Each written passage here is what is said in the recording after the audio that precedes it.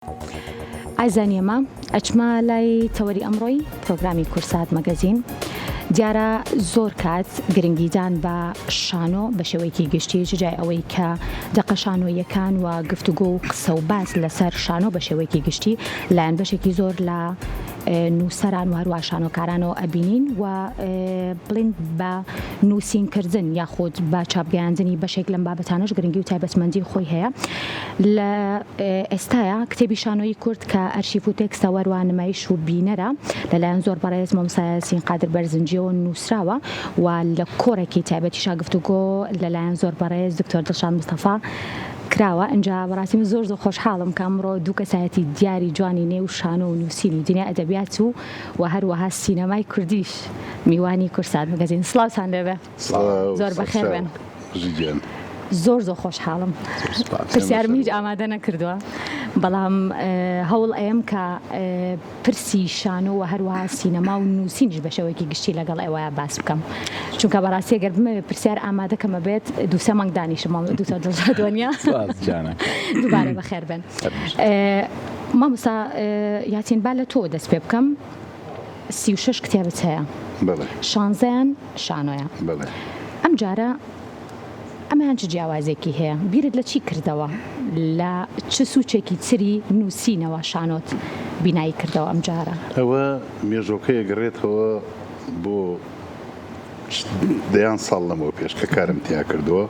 بۆ 2007 تیپی شانۆی سالار بۆ فیستیڤاڵی یەکەمی شانۆی سالار.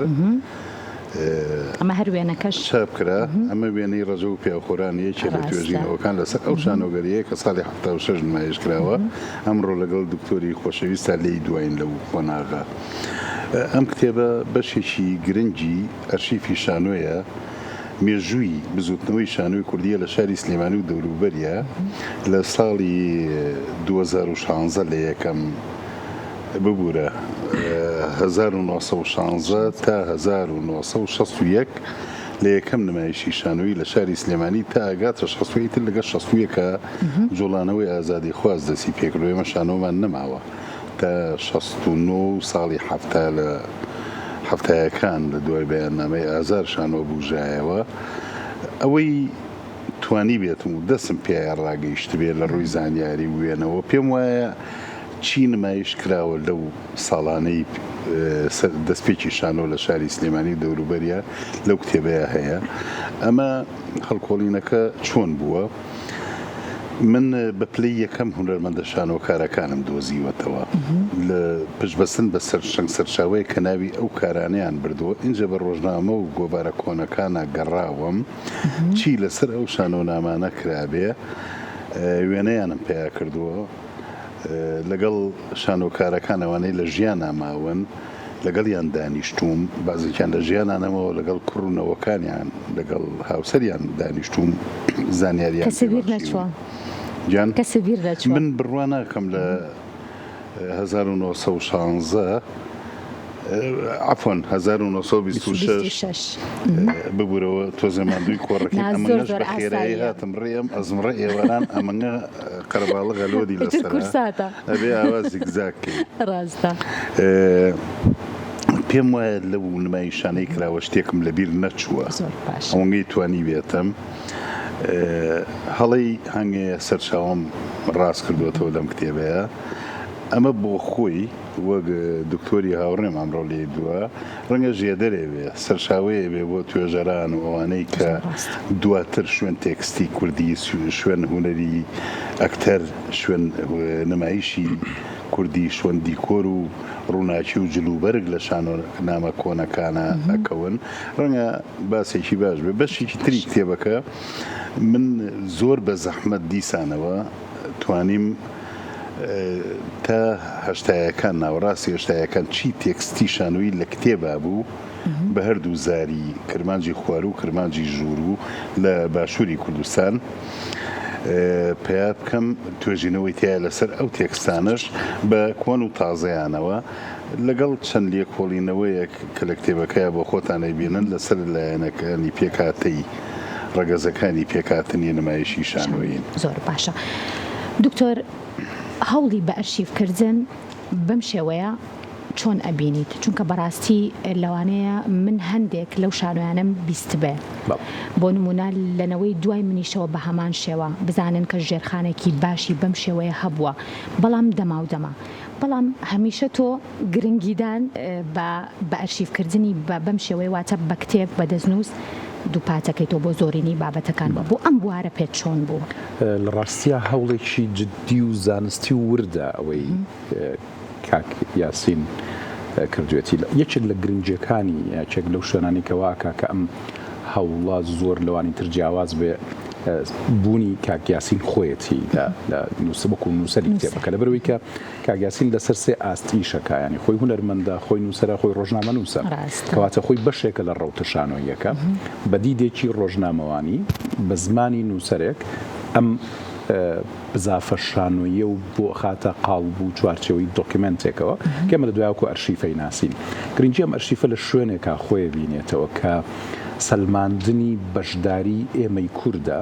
لە ڕەوتی ژیاری و شارستانی دنیا یعنی تۆ تەماشاکە ئەمە ئیسلمێنێکە لە 1926 لە شاری سلێمانی مامۆستا فواد ڕەشید بەکر نمایشی شانۆی پێشکەچوویانی ئەمە لە 1926ەوە هەوڵێکمان هەیە بە شوناسێکی کەلتوریەوە خۆمان بە دنیا بناسێنین جگە لە شوناسە نەتەوەی و سیاسیەکەمان نزیکەی سەدەیەکە ینی 2 ساڵی تر ئێمە بێ بە سەدەیەکی ڕێک نمایشی شانۆی لەم شارەکە کەواتە سەدەیەکە کورد لە هەوڵی بەشداریکردنە لە ڕەوتی شارستانی دنیا لە ڕێی ئەفراندنێکی هونەریەوە کە ناوی هونەری شانۆیە ئەمە بۆ توێژەری بواری ئەکادمی بۆ هەموو ئەو کەسانشی کە بایەخێن بەم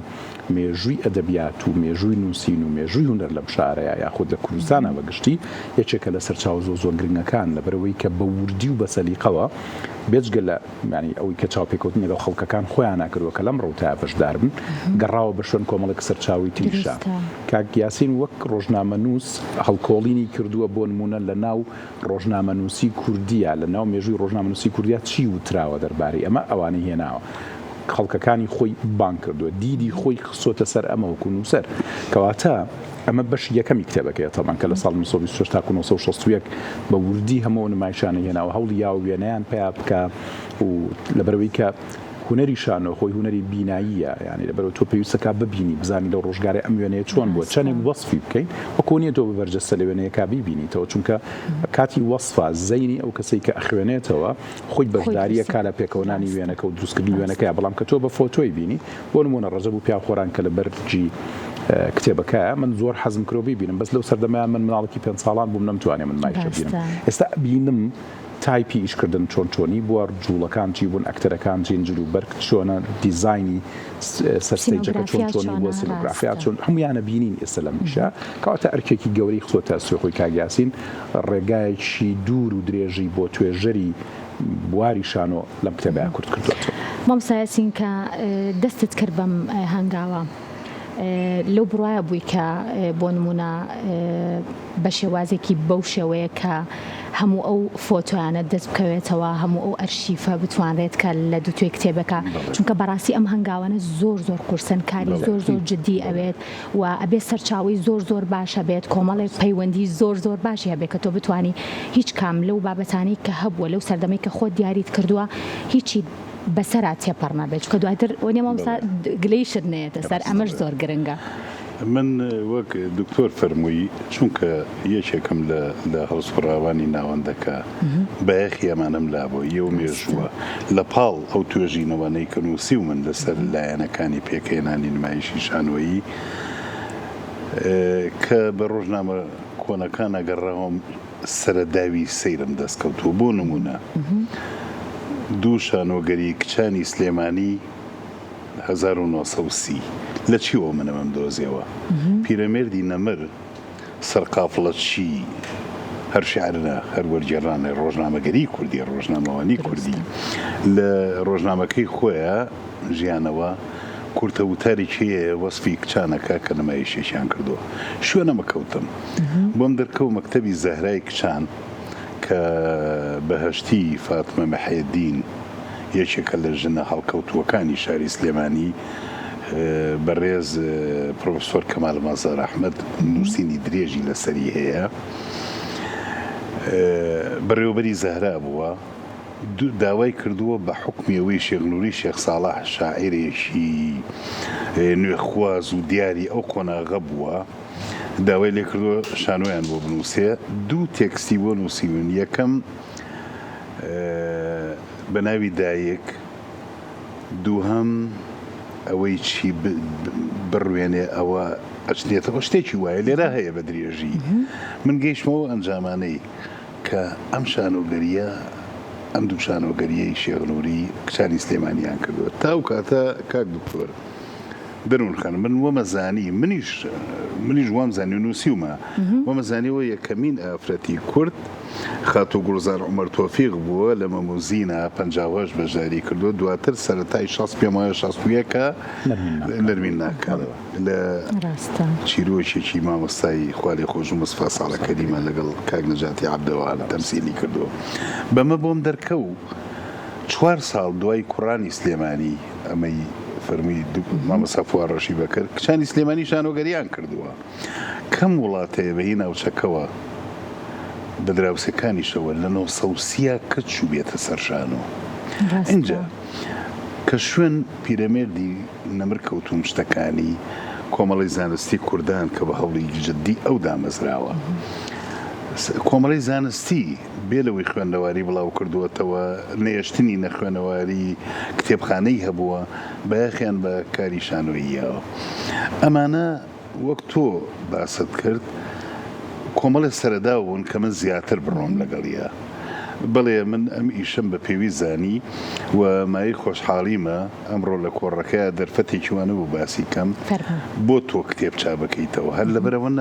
نەماوە لە بازاڕە یان دەست من و تۆ ناکەوێ لەبەرەوەی بزانی چەند سوودی لێبن لەوە کتێب هەیە چاپیشی نەکەیتەوە هەرەوەیە ینی ئضافەیە نییە بەس ئەم کتێبە من چەندین جار لە شارەکانی کوردستان و کتێبخانە گشتیەکانەوە ئاگادار کراوم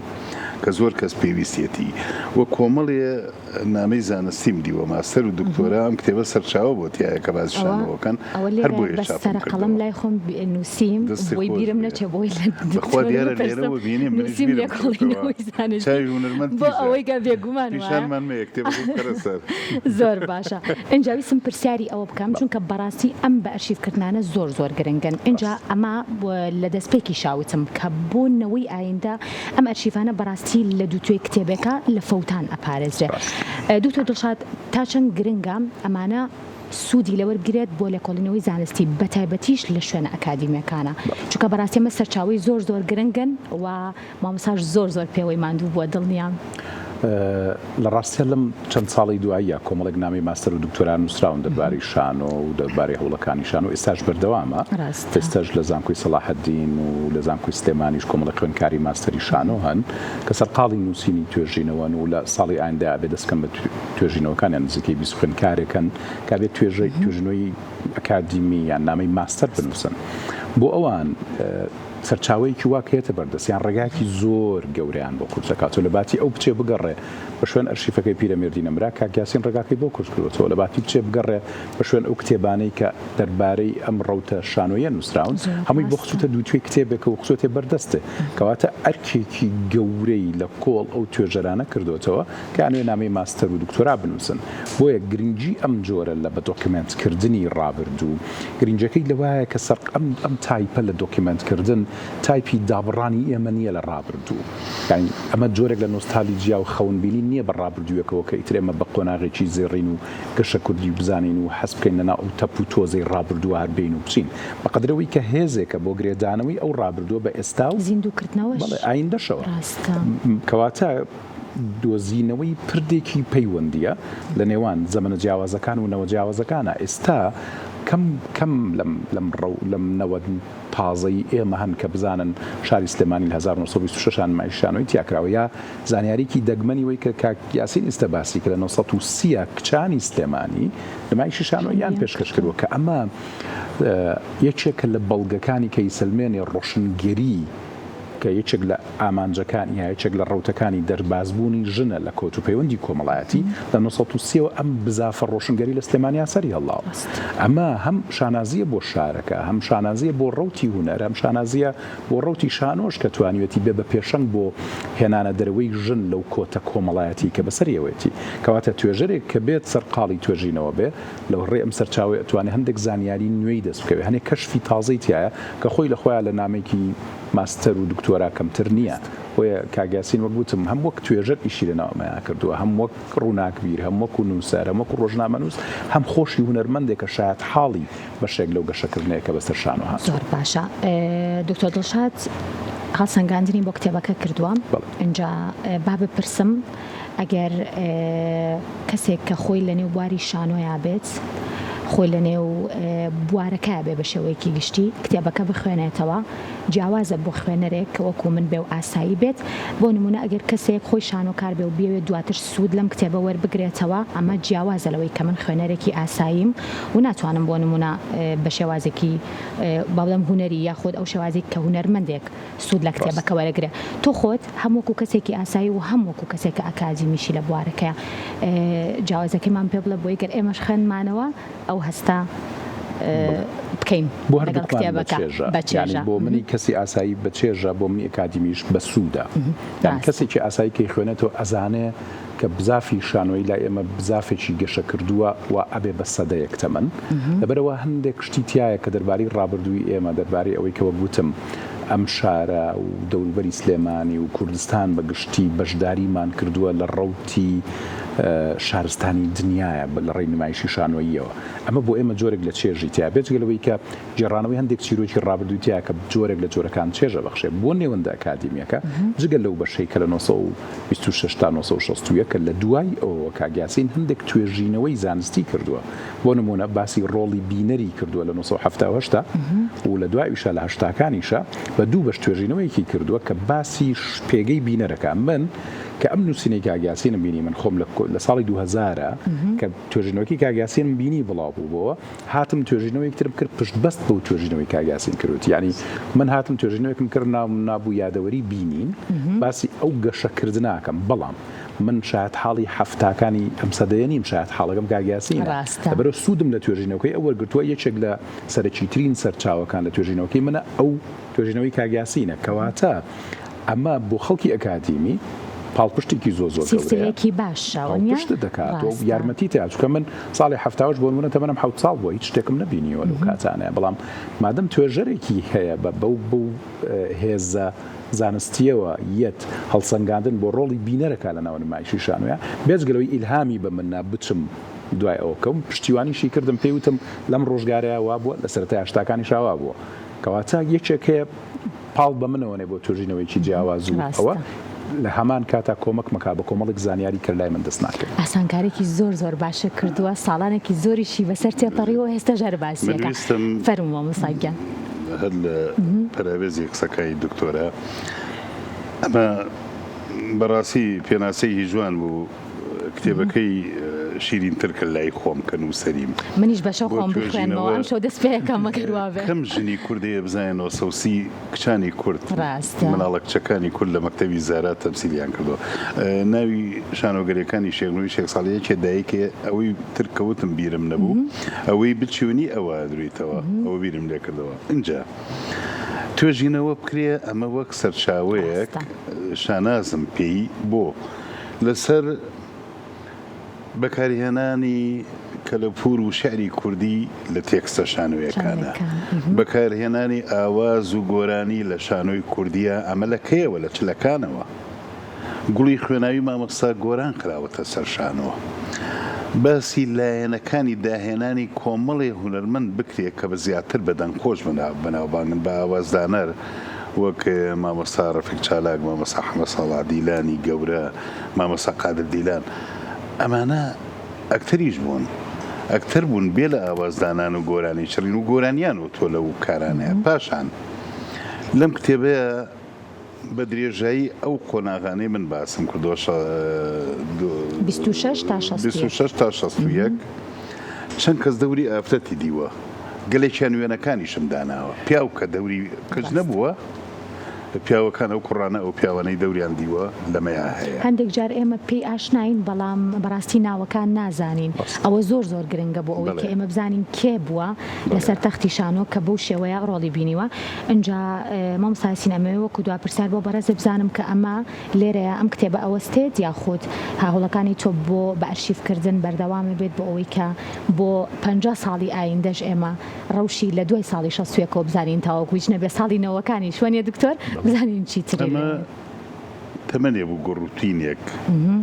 عشقی ئەکتەری و عشقی شارە و خۆشویستن وای لێکردم بە دوایەمانەیە. هیوادارم خەڵکە بن کە خوێندنی ئەکادیمیژە خوێنن. من دوا قسەمای کەم ئەم کتێبە ئەو ڕابردووەی کە دکتۆر و منیش و بەڕێزیشە لێی دوایین کە جێی شایانە شایانی ڕێزگرتنە شایانی شانازیکردنە بە ڕابردووی خۆمان هەروەی ئەم کتێبم پێشکەش کردووە بە ڕەسوڵ حەمزا تۆف شاعری گەورە کە وتوێتی ئەوەی فیشەک بەڕابردووە بنێ داهاتوو تۆپی پێوانێ. ئەمە قسەیشی جوانی حەمزا تۆفە واتەیەم ئەو ڕابردووە جوانەی هەمانە ئەو ڕابردووە کەشە کە بەشێکە لە بنیاتی کۆمەڵایەتی و مێژووی و کلتوری و سیاسی و فەرهەنگی ئێمە ئەگەر ئێمە بین یاخی بین لێوی ڕەفزیکەین بەڕاستی داهاتوو خراپتر بە ئێماڵەیە. من لەنەوەی هەفتایەکانەوەم لە شانۆی کوردیە ئەوسا خەڵکیێت ئەڵێ ئەمە پێشخۆیان ڕەفەز کردووە ئەویش ڕێزێ دانانێ بۆ جادەی ئەمە و دووە قسەم سوپاس بۆ ئەوانەی کۆڕەکەیان ڕێخست ڕێکخراوی ئازاد بوون کە ڕێکخراوێکی چالاکی مەدەنیە لە پێناوی کلتور و هزر و ژینگە و مرۆڤ دۆستی و ئازادی خوازی کووردا کارەکەن و هەفتانە کۆڕیانەیە کۆڕەکەیان زۆر جوان ڕێخستە بوو. سوپاس بۆ مامۆسای خۆشەویستمان دکتۆر دڵشاد کە هەمیشە دڵی ناوە بە دڵی ئێمەوە قەڵەمی ئێمە و جوان ئەگەر شتێکی جوانوان نووسیوە بەی خۆی زانیوە بەڕاستی لەگەڵ هەموو کەسابووە من کە هاوڕێی زۆر کۆنین بەیەکەوە. سوپاس بۆ حەمید بانەیی کە بەو دەنگە جوانەی کۆڕەکەی ڕازان و برد بڕێەوە هەموو ئەوانەی ئەو هونەرمەندە خوشکوبرایانی کە ئامادە بوون ئەو ڕۆشنبیرانەی کە هاتن خەڵکێکی باش لە کۆڕەکە بوو. من بەختەوەر بووم هیوادارم کتێبەکانی داهاتووشم بگاتە دەست بەرنامەکەی بڕێزت کە ئێستا دوو کتێبم چابەکەمەوە چاوەکانی تابان چیرۆکی ڕۆژنامە نووسین لەگەڵ هونەری دراما و ئاوردانەوەی لە درامای کوردی ئەمانیش نەماون لە بەردەستە و بەرەو چاپخانە و چابەرچەند کە کتێبەکە چاپ بوو لەگەڵ دکتۆر دڵشادا دووبارە ببنەوە میوانم گەورەتان کردم زۆر خۆشحاڵ بووم. سپاس بۆ مامۆستا یاسین قادر بەرزنجی وەروە دکتۆر دڵشاد مستەفا کامیوارەی لە کورسات مەگەزین بوون گەورەتان کردین و سپاس بۆ ئێوە بەردەوام بن.